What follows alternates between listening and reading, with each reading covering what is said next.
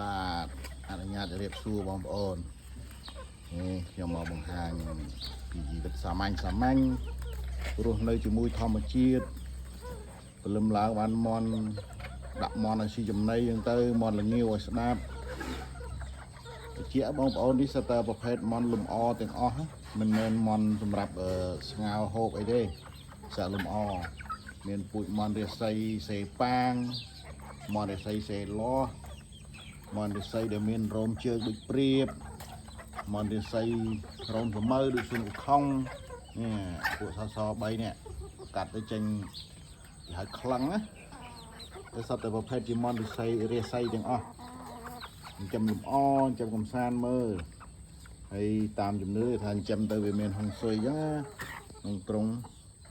ហើយគូផ្សំនឹងដីខ្ញុំវាតូចចង្អៀតអញ្ចឹងក៏